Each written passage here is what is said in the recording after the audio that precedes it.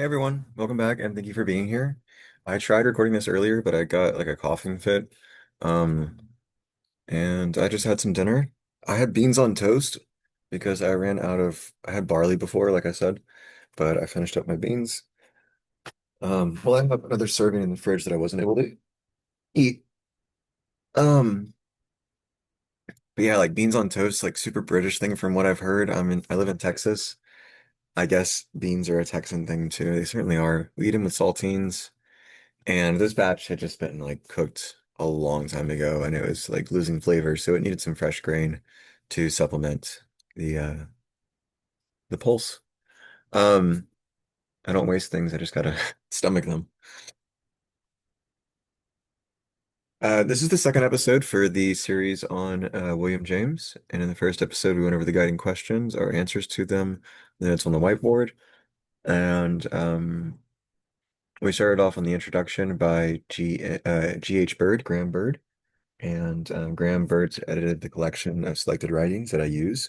Um, and so the introduction is from this book. It's an Everyman book.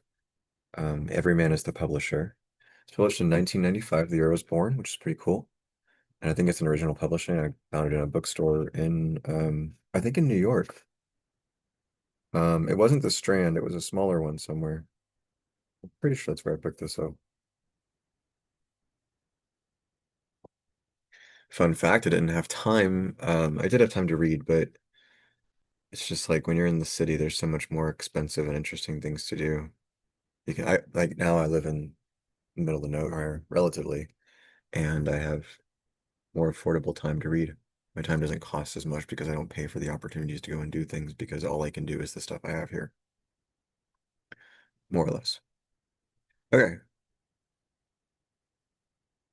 but good thing I like doing the stuff I have here, like philosophy. Um, so yeah, like I said, we started the introduction. We got about a third of the way through it, I think. We went over the biography and the first section on pragmatism. And James has a diverse set of interests and yeah. So in this episode we're just going to finish the introduction, and I think there will be one more episode where we read what pragmatism means exactly. Radical empiricism. So it's worth mentioning the ways that um, pragmatism cuts across rationalism and empiricism. So for rationalism, I just want to run through a list of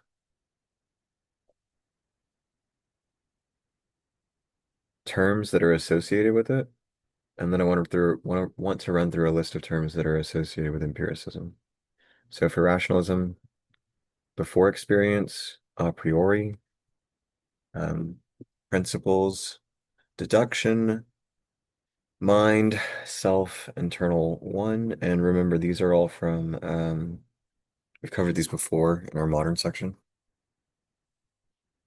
And empiricism, after experience, a posteriori, consequence, observation, world, other, external, multiple, and pragmatism.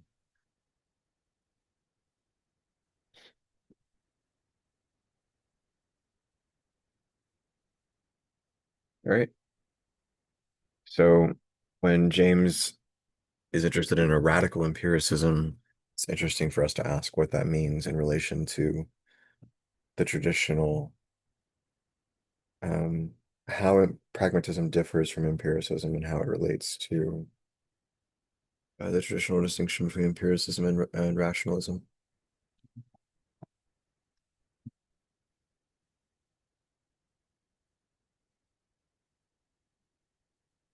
James's pragmatism is claimed to be strictly independent of any substantive philosophy such as empiricism, although it is clear that James is drawn towards that doctrine and an associated utilitarianism.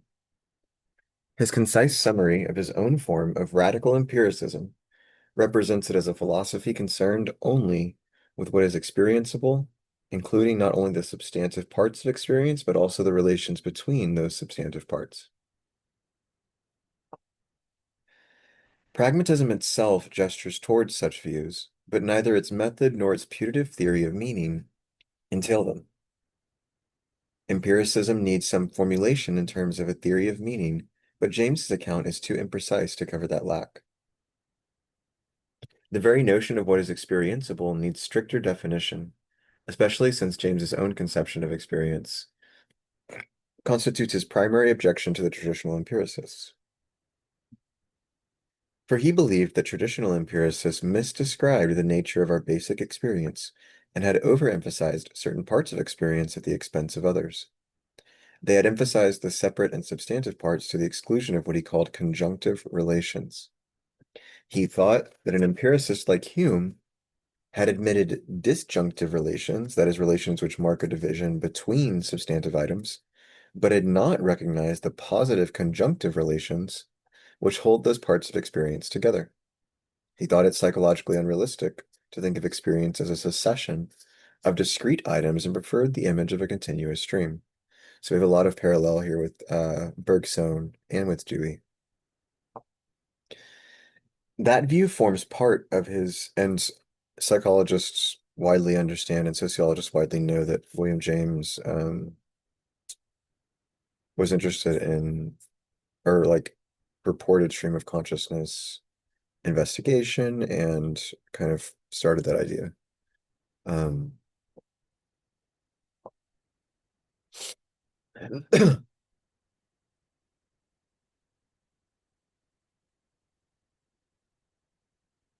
um, William James also was the founder of the first person to kind of coin and use the word transpersonal. So in my own work, transpersonal and transindividual. I've seen people use transindividual recently, but I'm more familiar with transpersonal. Um, Transpersonal philosophy in my own work marks the ways in which consciousness depends on the other or goes beyond the self or shows the like murky boundaries between self and other, etc. So transpersonal. And that is an idea that kind of came to fullest expression early on with James. I haven't read it particularly, but I've read from secondary sources that he's to think to some extent. And you have no idea, I have no idea of knowing, how much he's proliferated that into society such that I was able to perceive it at all. If not for him, I might not have been able to perceive it.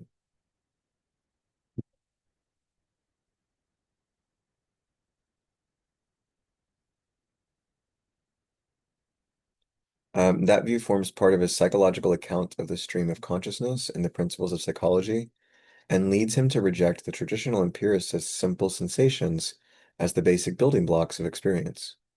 His own view is expanded in the critique of Green's sensationalism in A Pluralistic Universe.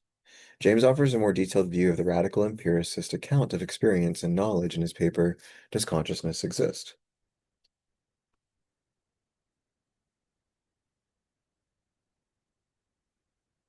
Central to that view, and a part of what must have made the paper seem subversive in its time, is the idea that philosophers and psychologists had misunderstood the notion of consciousness. James makes it clear that he is not simply denying any role or significance to such a notion. Rather, he rejects the significance and role which earlier philosophers and psychologists had given it. Consciousness, as he says, is not the name of some elusive entity, but rather of a function, and the function is precisely that of relating parts of our experience to each other when we are said to know something. Just as he had taken a functional view of the meaning of expressions, so he now takes a functional view of the nature of consciousness. The upshot is that for James, the fundamental division which we make between the physical and the mental is to be understood properly not as a distinction between two fundamentally different kinds of entity, but rather as two different ways of categorizing one and the same entity. To that basic item or stuff, he gives the name pure experience. Winchester, stop.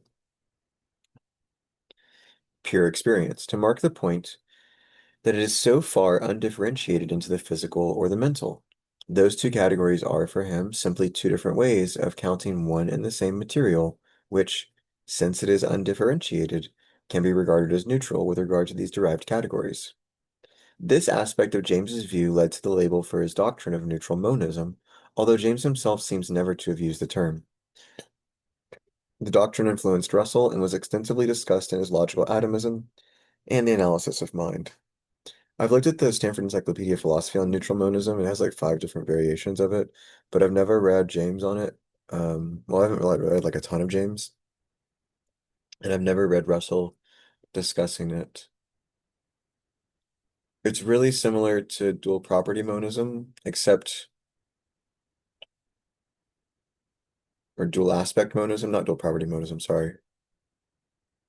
I got confused with not, I didn't get confused with the idea, but I mislabeled it. Dual aspect monism, which is like what you might call Spinoza's God or nature.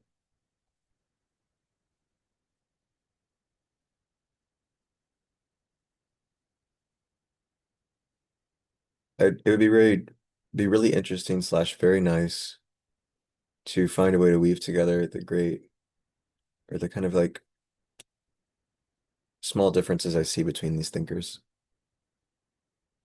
Spinoza, James, Whitehead.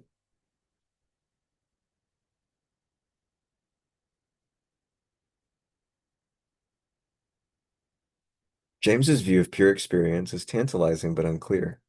It is unclear in the status attached to pure experience itself, which is sometimes treated as a kind of basic stuff, sometimes rather as a device for gaining a proper understanding of the relation between the mental and the physical.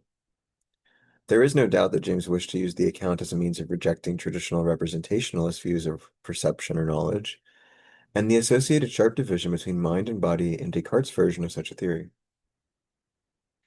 But the postulation of a neutral material from which both mind and body derive is not the best way to express that rejection. It is better to treat James's doctrine rather as a way of avoiding any commitment to a fundamentally real stuff, whether physical, as in materialism, or mental, as in spiritualism or idealism. Viewed in that better way, James's claim is that mental and physical items cannot be wholly divorced from each other. Nothing is then purely mental or purely physical, and all items in experience have some kind of a dual aspect, which links them on one side with a physical history and on another with a mental sequence. And so here, I mean, Bird is in some way just kind of linking up, uh, maybe not later neutral monism, but James at least with more dual aspect theory than neutral monism.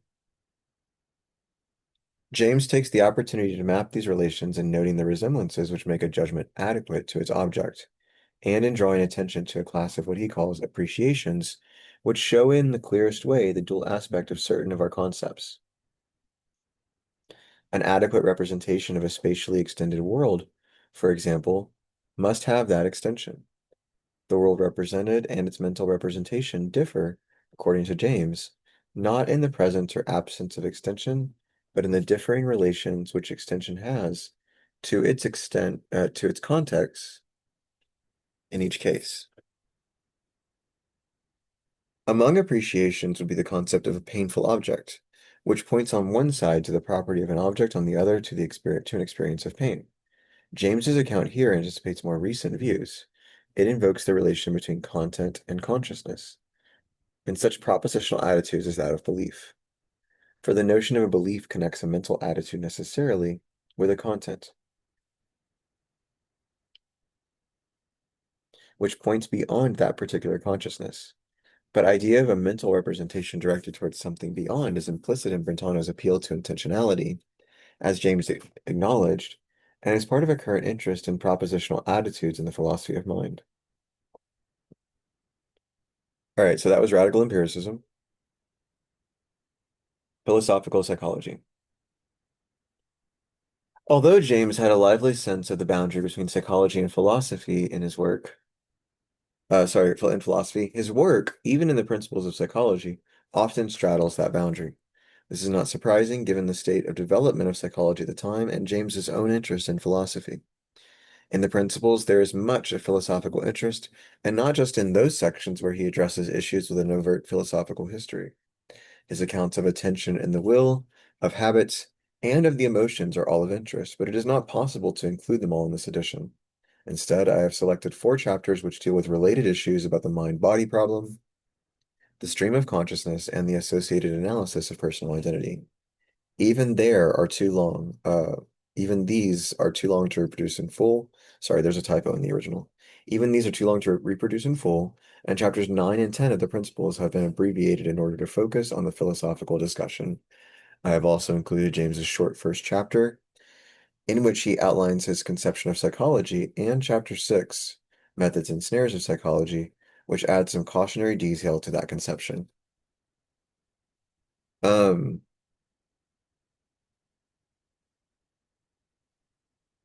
so if I'm just double checking, but I'm pretty sure this introduction, the major headings follow the branch or the subsections in yeah. So there are 5 subsections in the table of contents of this text. And that's the first page with 4 of them. And so the first one is pragmatism, and then radical empiricism is the second one, which we just finished. And now we're on philosophical psychology, which is the third section. And then there's the fourth one is moral philosophy, and the fifth one is philosophy of religion. And those are the structure of the selected writings. So the first section has 5 essays in it, and it takes up 95-ish pages. Radical empiricism, though, only takes up like 20 pages, and it only has 2 essays in it. Philosophical psychology has 6 essays and takes up 130 pages-ish. Moral philosophy, that's where the will to believe is.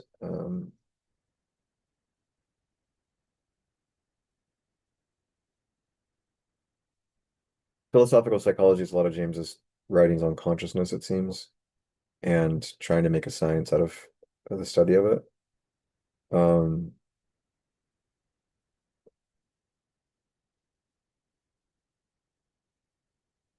yeah.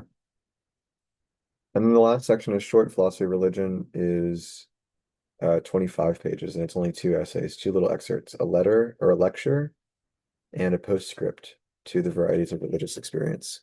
Hopefully you're able to hear all that behind the book blocking the sound waves projecting to the computer to get picked up by the microphone. But yeah, that's what these headings are for.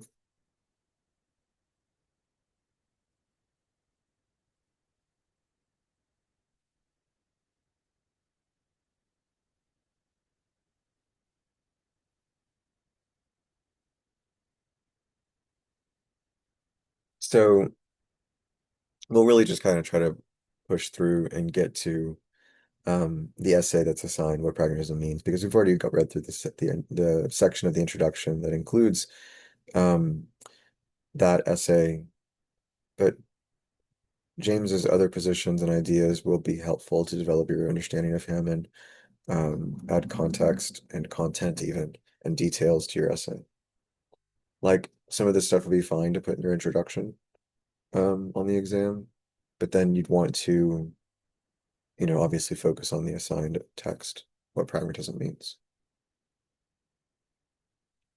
In the opening chapter of the Principles, James offers a definition of psychology, a survey of its immediate history, and a methodological principle for the discipline. Psychology is neatly categorized as the science of mental life. But James points out that 2 different historical conceptions of psychology lie concealed behind the phrase mental life. In one, a spiritualist conception, mental life consists of a range of faculties such as memory, belief, or desire, which are attributed to a central agency, the self. In the other, associationist conception, these powers are to be explained by means of their ideas or contents and the relations between them.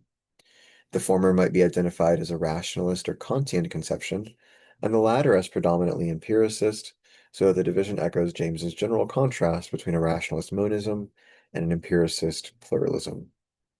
That's what I said in the last one. Instead of a monism for rationalism, you get a pluralism, not a dualism. That might have been in the video that got scrapped because I wasn't feeling, because I started coughing so bad. There's like a few hours before I could speak like this again. I don't know.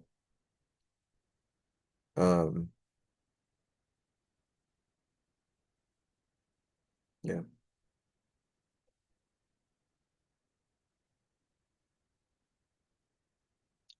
It is an issue which reappears in his discussions of the mind-body problem in chapters 5 and 6 of the Principles, and in his account of personal identity in chapters 9 and 10. At this point, however, James is content merely to distinguish between questions about the nature of these mental aptitudes and questions about the conditions under which they operate, and this leads him to formulate his own important guiding principle.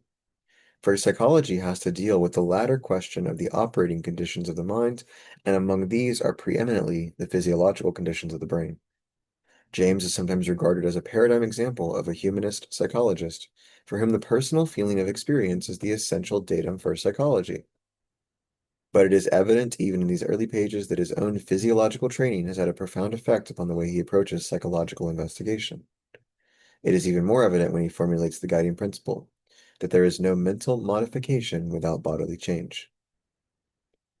That dependence of the mind on the brain is compatible with either a strict reduction of the mental to the physical or a weaker relation in which the mental supervenes on the physical.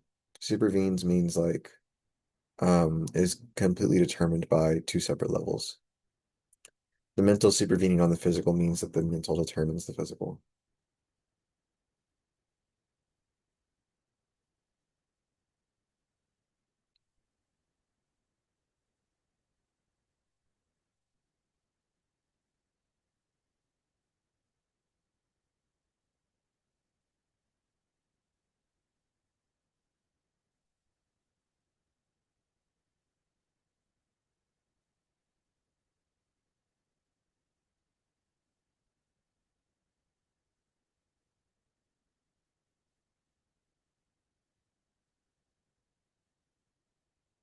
No, so mental supervening on the physical means that the physical determines the mental. There must be some difference in the physical for any difference in the mental to appear. The stronger claim is that mental events are nothing but I understood that it was like determined by the other, but I wasn't quite clear on um, how the language worked. The stronger claim is that mental events are nothing but physical events in the brain, but it becomes clear that James Shelby, hold on, guys.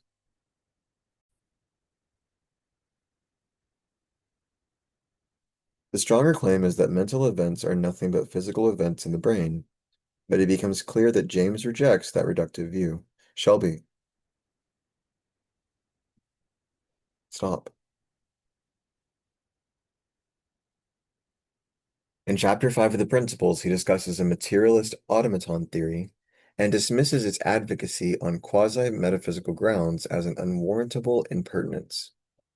By contrast, he accepts the common sense notion of mental causes and supports this with an evolutionary argument for the role of consciousness as a selecting agency and a fighter for ends. This marks an initial commitment to some form of dualism, but the commitment is so far ill-defined and is discussed further in chapter 6. This is not how Sartre presents James in the sketch for the theory of the emotions, sketch for a theory of the emotions. So, um,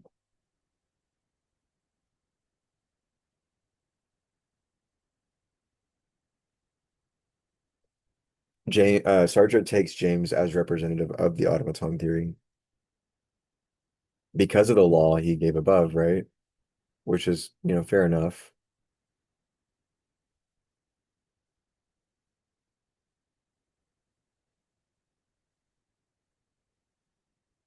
So yeah, when we get to that, we'll know that we'll just read, the position that Sartre takes James as, and it may not be James's actual position, but that's fine. We can still consider it for the context of the argument.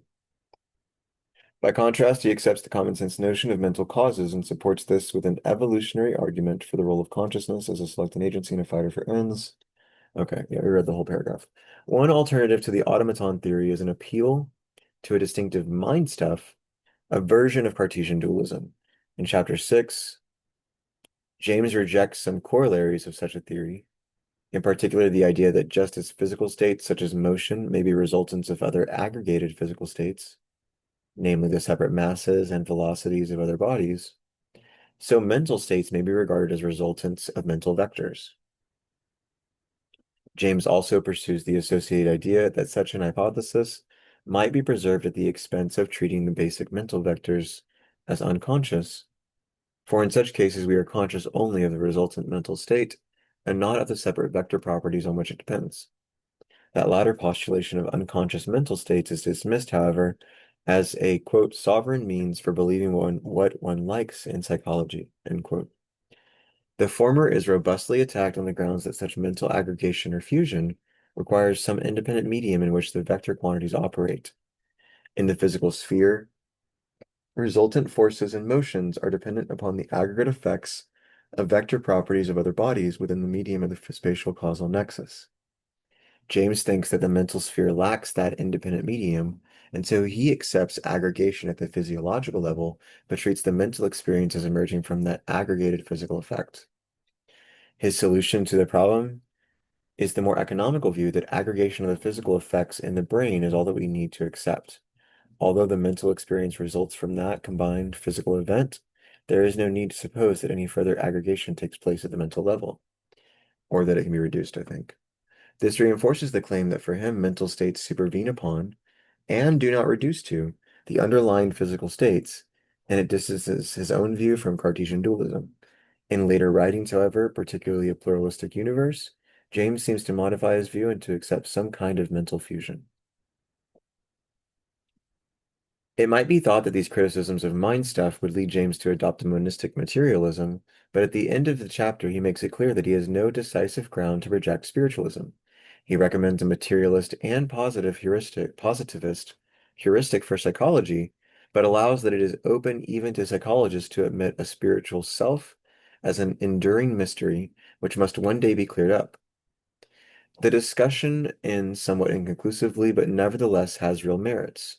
It outlines the requirements for an acceptable dualism, which would reject both a crude materialist theory and a substance dualism of a Cartesian kind.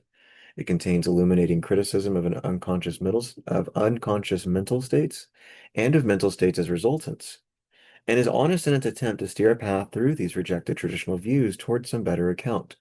If no such clear account is provided at this stage, James at least points to important factors in any adequate account, such as the representational power of propositional attitudes, the explanatory appeal to brain physiology, and the overriding biological reference to evolutionary factors in selection mechanisms, and the choice of ends.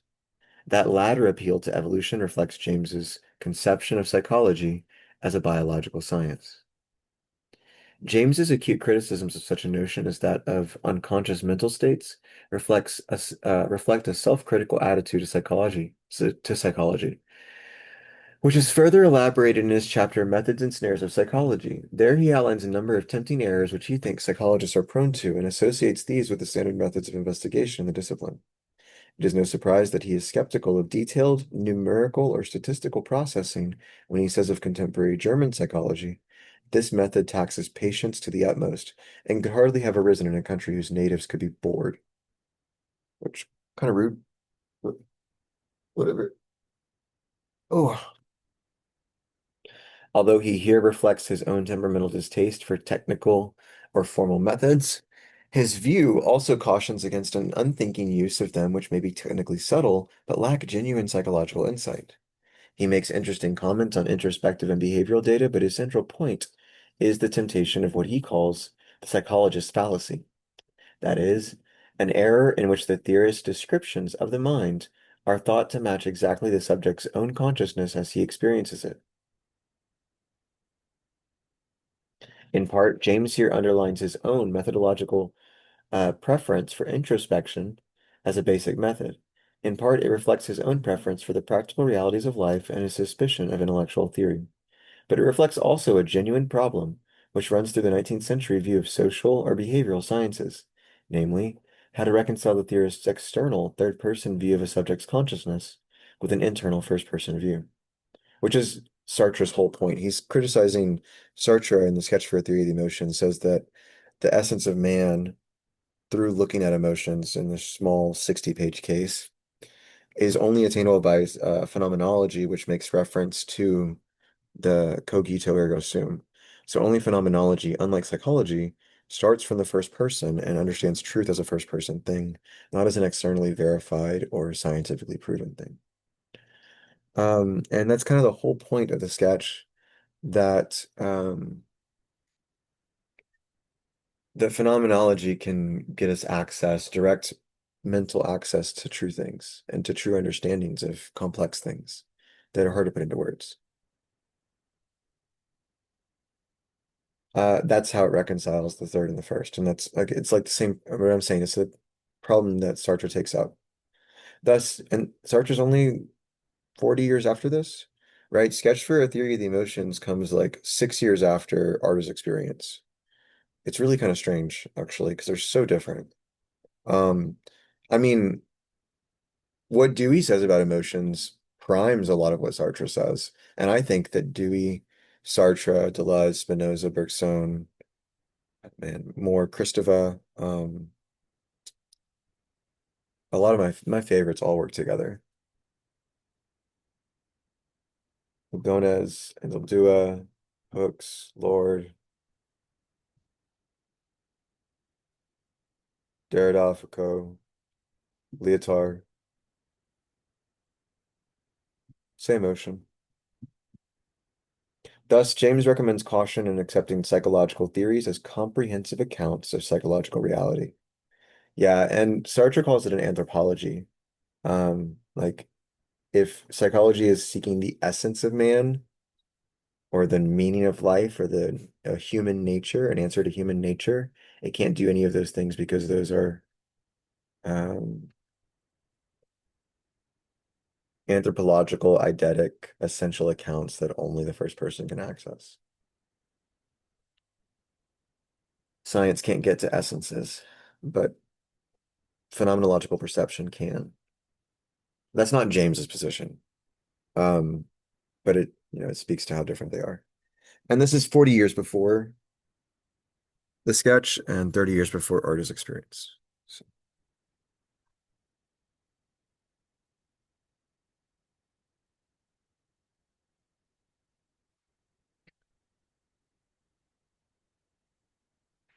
that issue is specifically present in his later discussions of the stream of consciousness and its relation to personal identity in chapters 9 and 10 of the Principles. In these chapters, it is not just a question of the general relation of mind to body, but a specific application of that issue to personal consciousness and identity.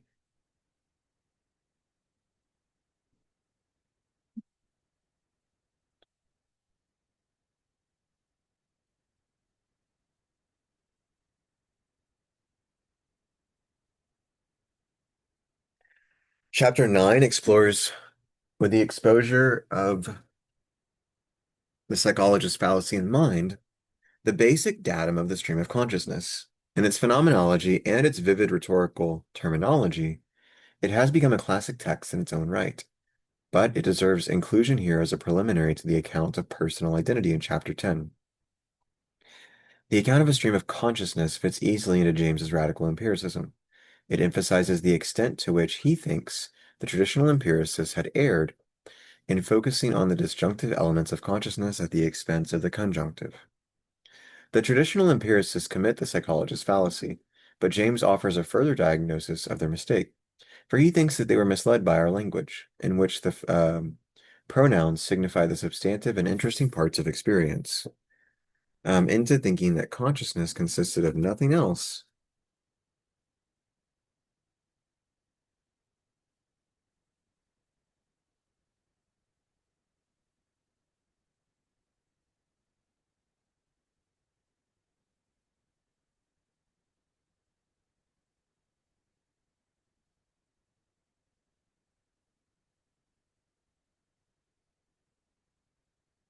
consisted of nothing else.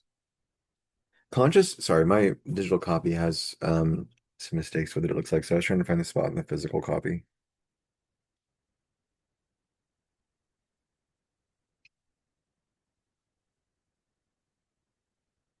Consciousness for those empiricists appears like a set of beads which needs to be strung, but where the string itself is invisible and so far inexplicable. Again, Sartre says the same thing. Um, he says that his critique of psychology uses kind of this example to say that you would need some kind of connecting principle. It doesn't use like a bead example. I think that's just from me. You would need some kind of connecting principle to explain how facts are connected, which is really kind of the critique of empiricism too, or at least James's critique of disjunctive empiricism.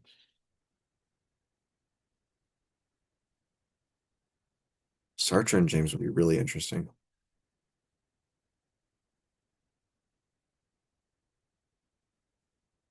Um, at some points, James seems to fall into a similar trap when he suggests that the words, typically prepositions, which mark the relational conjunctive string in our consciousness, have as good a right to be treated as names of discrete objects.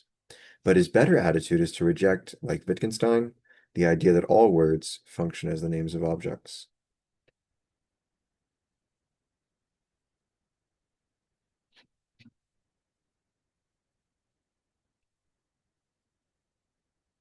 All right, we have 2 pages left until moral philosophy.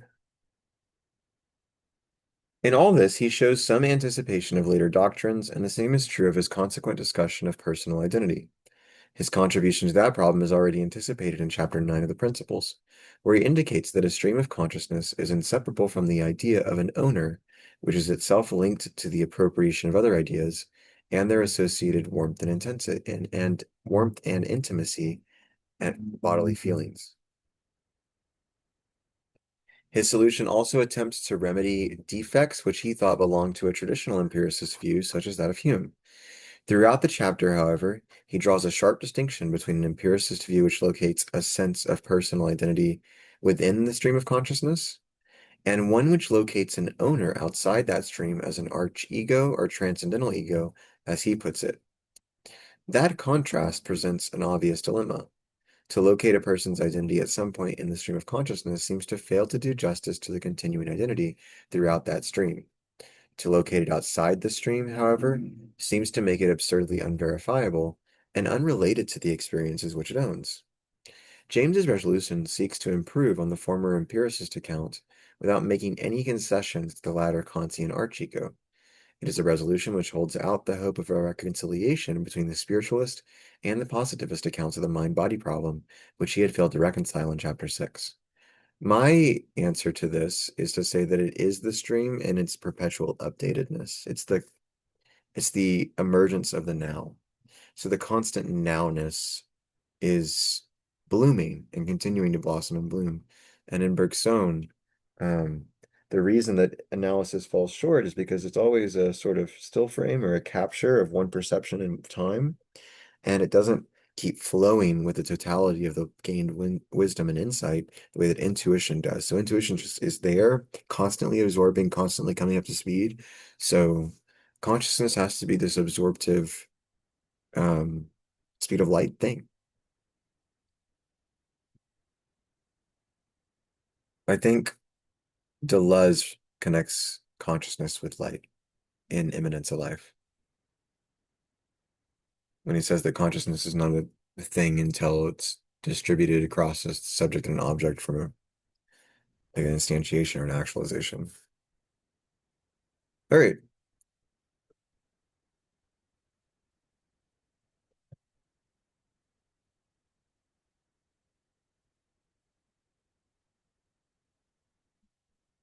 So James's solution links the sense of personal identity firmly to each passing thought in the stream of consciousness.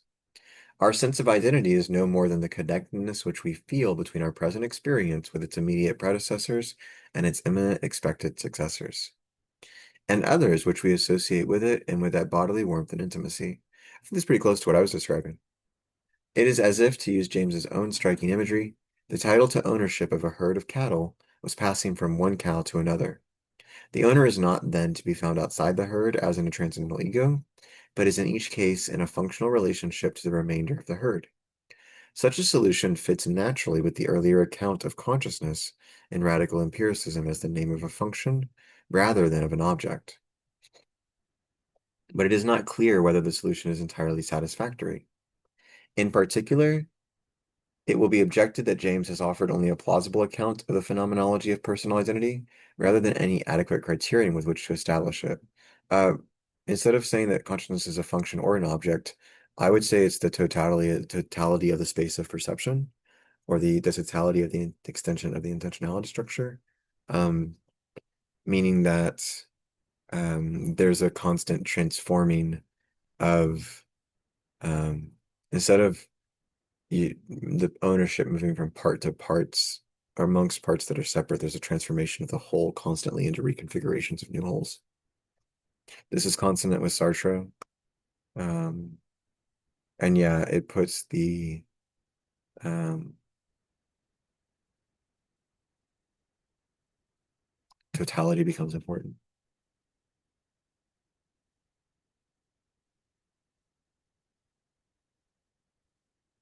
Levinas would probably be helpful, but I haven't read him yet.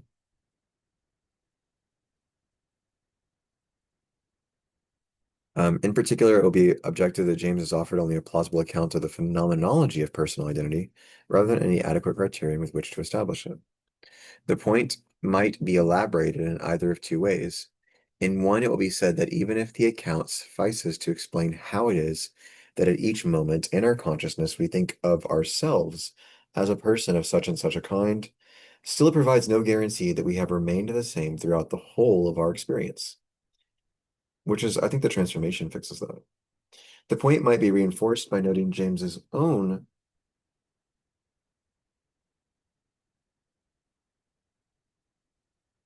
psychological reflection that our memories are imperfect and change significantly with age, so that the range of appropriated experiences will itself vary, perhaps quite substantially from time to time. One who looks for some further way of identifying all these variable classes of experience together into a full stream of consciousness over time will not find it in James's account. Or again, it will be said that the central problem of personal identity is to find some objective, third-person criterion, which can determine when two streams of consciousness can be identified as belonging to one and the same person. Since James's account offers only a first-person, phenomenological picture of our sense of identity at particular points in our total consciousness, it seems unable to resolve that problem. James might reply that he restricts himself to a first-person account, to an account of our felt sense of identity. He might also claim that his account, while focusing at any point on one particular set of appropriated experiences, nevertheless provides us with the truth about appropriation and our sense of identity at all such stages. For at any such point in our experience, the sense of identity which we feel may amount to nothing more. This would be to argue that there simply is no other resource to appeal to, and to add that there is no need for any other resource, since the supposed additional problems are spurious. Spurious. Although he clearly believes that any appeal to a transcendental arch-ego outside the stream of consciousness is spurious, he may not satisfy his critics that he has not left something out. As in the case of his account of truth, however, it is not easy to say clearly what that additional item may be. Certainly, traditional empiricists such as Hume had failed to identify it.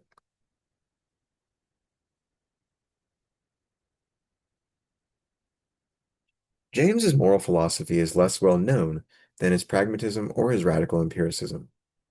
So this is the section on moral philosophy. Yet it is an integral part of his philosophy. In the moral philosophy, as in his epistemology, there is a bias towards practical considerations, and many of his papers comment on contemporary social issues. But the selection given here displays a more theoretical and philosophical account of moral and religious belief than appears in James's other writings. As in the epistemology, his account is influenced by a psychological approach to the issues, and this is nowhere more apparent than in his discussion of free will.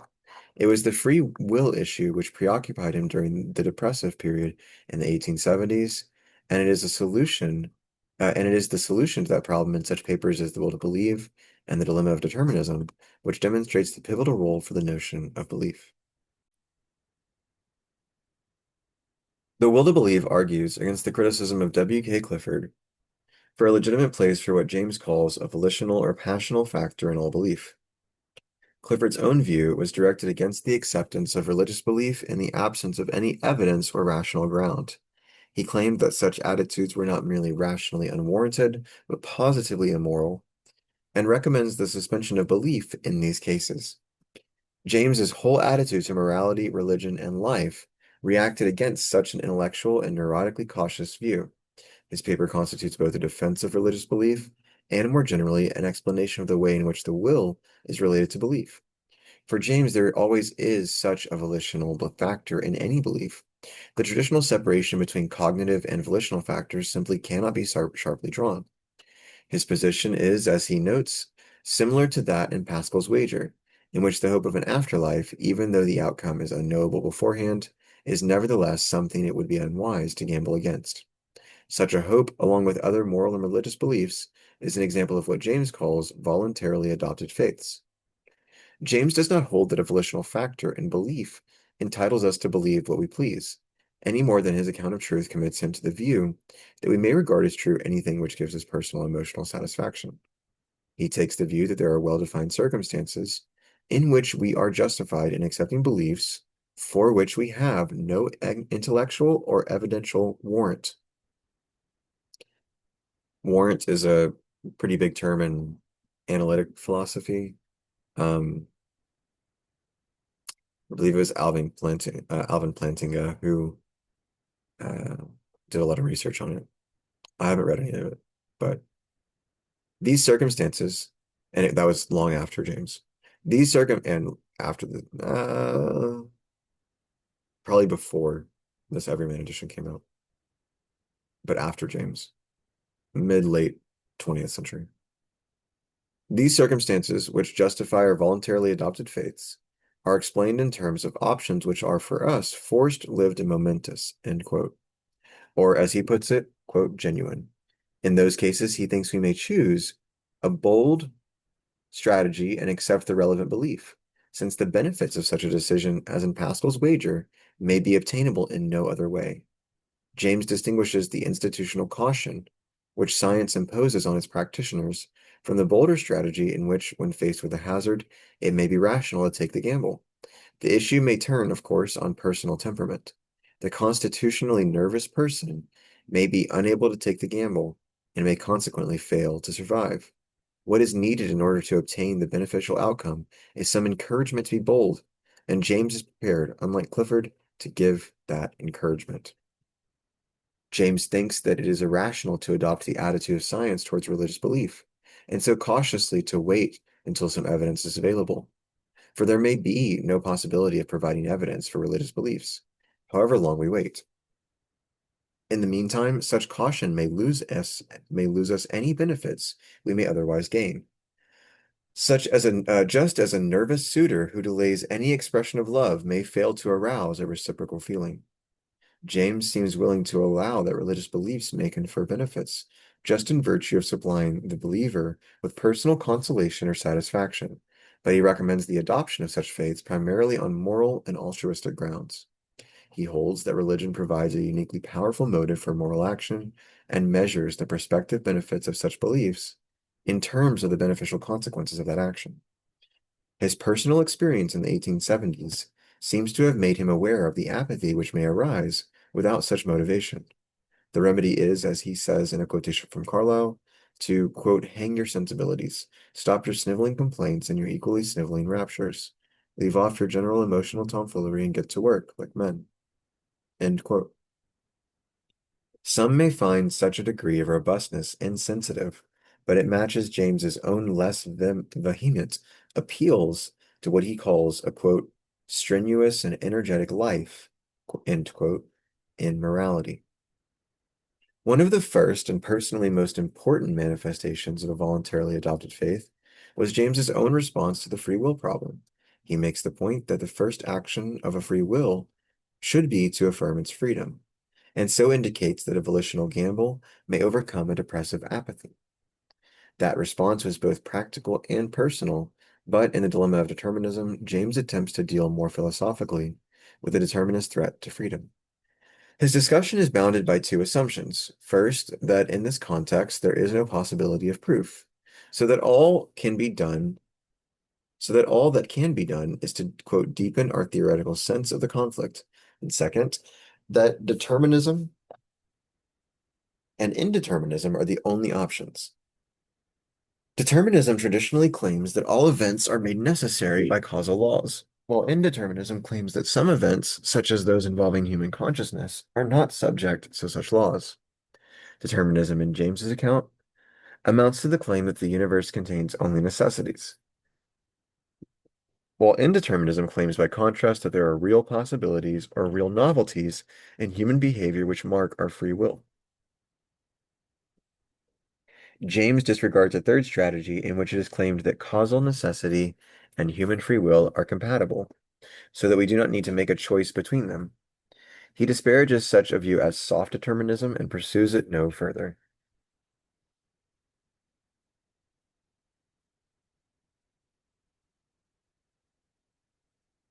I mean, it's not like he's rejecting causation. There still have to be intentional actions by agents that cause things. Everything has to be done causally.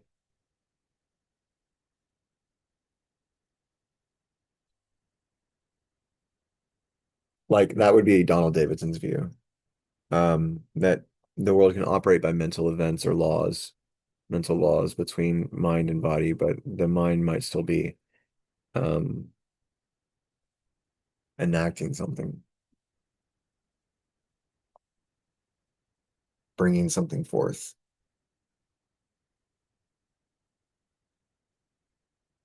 Oh.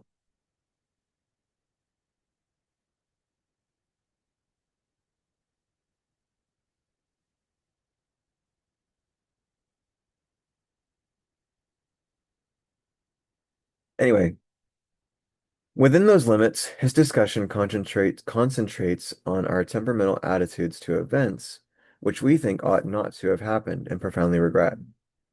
We may approach them with a deep pessimism in the face of their supposed necessity, or simply adopt a romantic optimism, but both attitudes seem to conflict with any feeling of regret.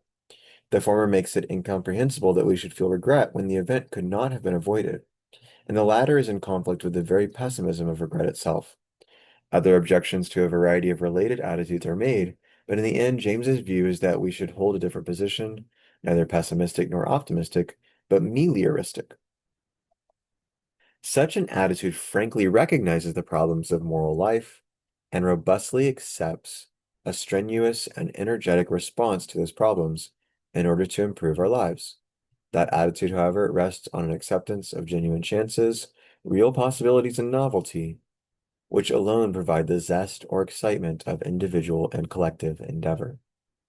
The same appeal to a strenuous, as opposed to an easygoing, mood is made in the moral philosophers and the moral life. But there, James outlines a more philosophical ground for moral values. His view rejects any absolute moral truth, as he rejects any absolutist account of truth, and instead accepts an ultimately subjective basis for moral judgment. James refuses to enshrine any general formula for what is morally good or right, but his own positive account veers clearly towards some version of utilitarianism. In the early part of his paper, James identifies what he calls a, quote, psychological question about the origin of moral values. But his later discussion can be linked with a more philosophical question about the ontology of such values.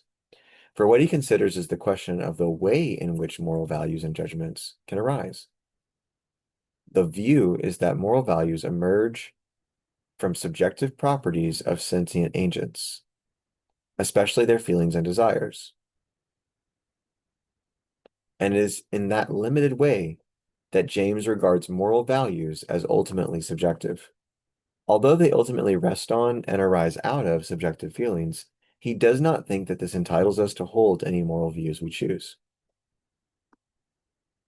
Moreover, he is well aware that the central problems of a social morality arise from the competing demands or desires of sentient agents and the need to reconcile them. Or just, yeah, like triage, like we talked about before.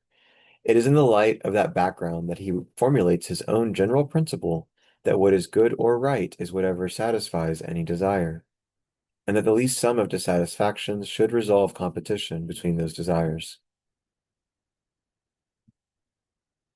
James's principle, like his claim that the true and the right are in the end no different from the useful or expedient, is agreeably subversive, but it is clear that for him such a principle has a restricted value. It does not by itself resolve practical conflicts in applied ethics, for these can be decided only in a historical context in which he believes that philosophers' principles neither have nor should have much force. Rather, what he also insists on is the relevance to such moral conflicts of what he calls metaphysical and teleological facts. And theological facts. And at this point, he returns to the earlier claims about the unique strength of motivation in moral action provided by religious belief. As he puts it, the strenuous type of character will on the battlefield of human history always outwear the easygoing type, and religion will drive irreligion to the wall. The final essay in this section, on a certain blindness, reverts to a more practical theme. It is an eloquent plea for for tolerance of others' moral views and practices, even in the face of their apparent incomprehensibility. This is the one that talks about pluralism. It rightly emphasizes the ease with which we may regard others' views as unintelligible from our own standpoint. James offers two striking illustrations of this danger. One from a story by Robert Louis Stevenson, and another from his own experience of walking in the North Carolina hills. In the former, a group of Scottish schoolboys engage in a harmless but seemingly pointless ritual to strengthen their group solidarity and give real expression to a secret joy.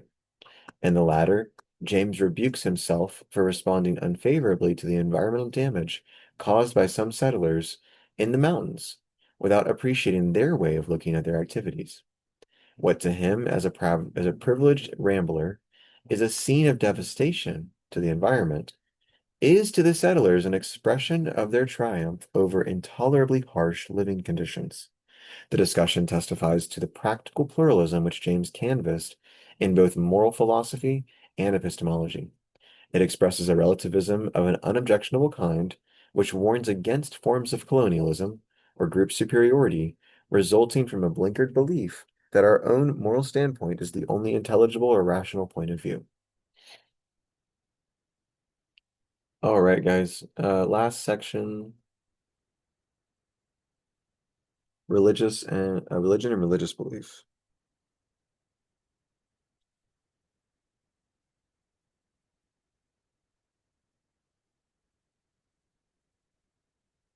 Oh, we've only got 2 pages left.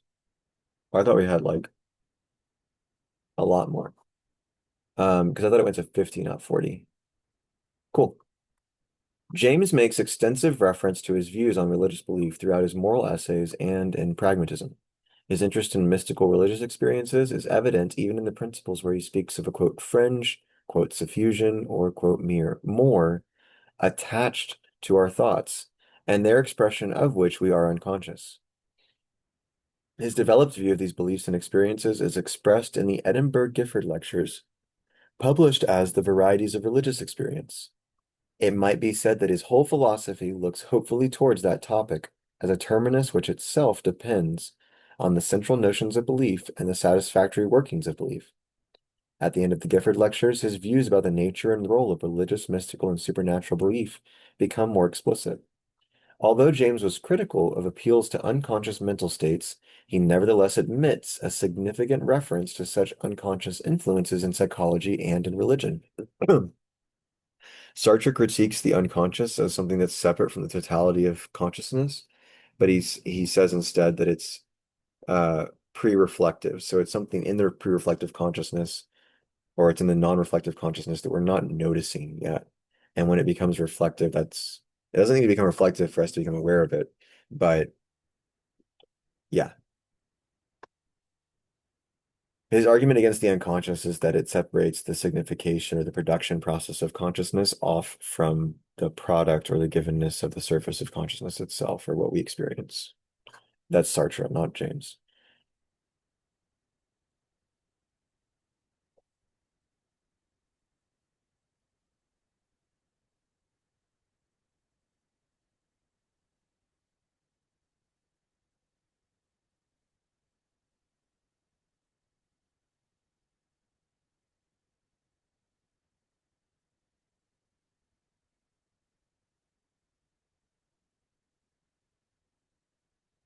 I don't remember where I was in this paragraph, so I'm going to restart. Although James was critical of appeals to unconscious mental states, oh, right there, just the unconscious part, he nevertheless admits a significant reference to such unconscious influences in psychology and in religion. Part of the underlying motive here is, again, a wish not to be dogmatic in rejecting dubious ideas out of hand. James thought it unprofessionally intolerant of scientists to reject the evidence for psychic phenomena without a proper scientific examination of that evidence. In a similar way, he canvasses in the varieties of religious experience the idea of a science of religion based on a psychological investigation of those claimed mystical experiences. He recognized that few people claim to have had or even to understand mystical experiences, but wanted in the lectures to survey the available reports in order to find any common elements and to assess the significance that might be placed on them. That psychological survey has continued subsequently in a fragmentary way with investigations of card guessing telepathy and of out of body or near death experiences.